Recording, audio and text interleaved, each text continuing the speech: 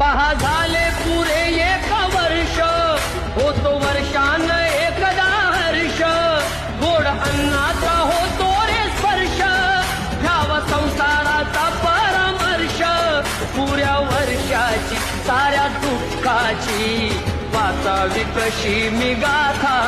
बाप्पा मोरया रे, बाप्पा मोरया रे, चरणी ठेवी तो माझा.